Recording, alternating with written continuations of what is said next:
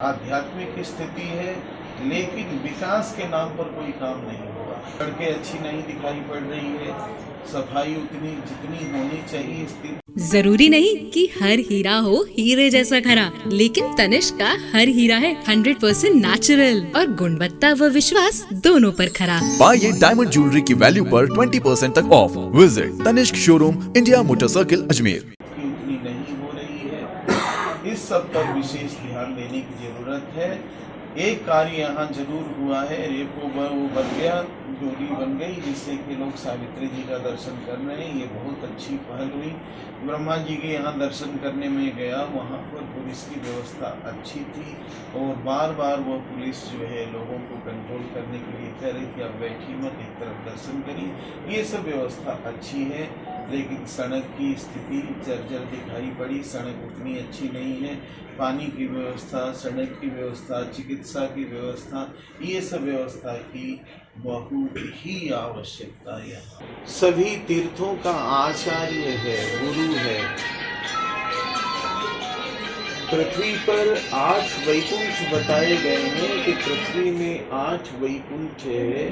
उन 8 वैकुंठों में से एक वैकुंठ पुष्कर राज है।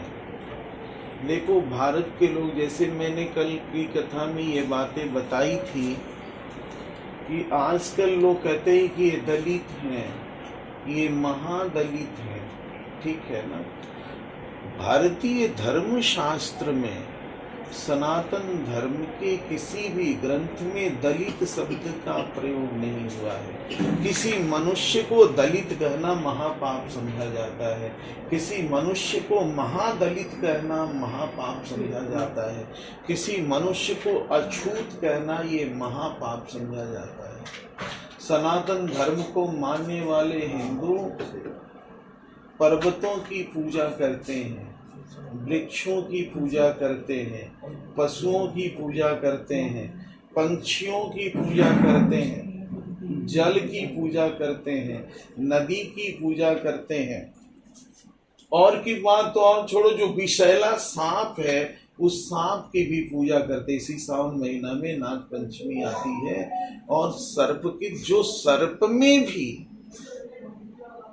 सांप में भी जो भगवान को देख रहा है उसे भी अछूत नहीं कह रहा है, उसे भी दलित महादलित नहीं कह रहा है। वह सनातन धर्म के मानने वाले लोग, सनातन धर्म के प्रवर्तक ऋषि लोग भला किसी मनुष्य को दलित महादलित कह सकते हैं?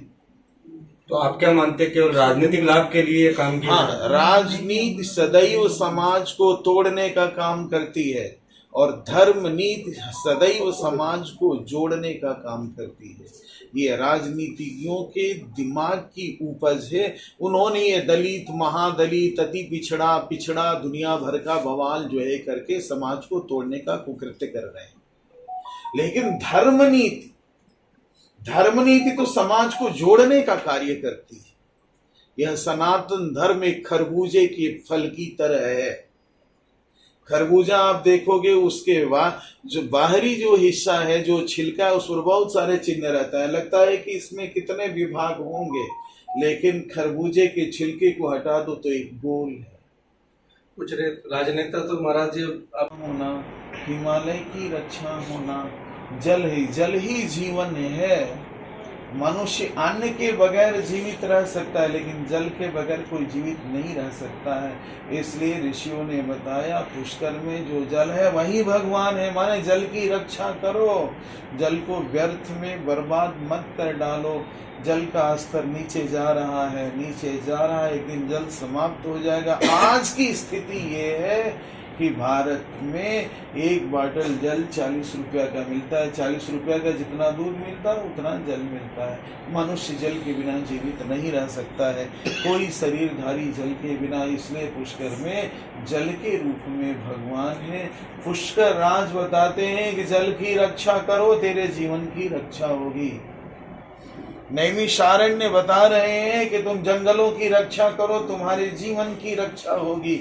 जंगल कट जाएंगे। देखो कितनी भीषण गर्मी कभी पड़ रही है, कभी भीषण सर्दी पड़ रही है, कभी बिना वजह इतनी बारिश हो रही है कि बाढ़ आ जा रही है, कहीं बारिश के बिना लोग त्राही त्राही कर रहे हैं, कहीं तमाम जो है तूफान आ रहा है। ये तमाम सारी चीज़ें हो रही हैं।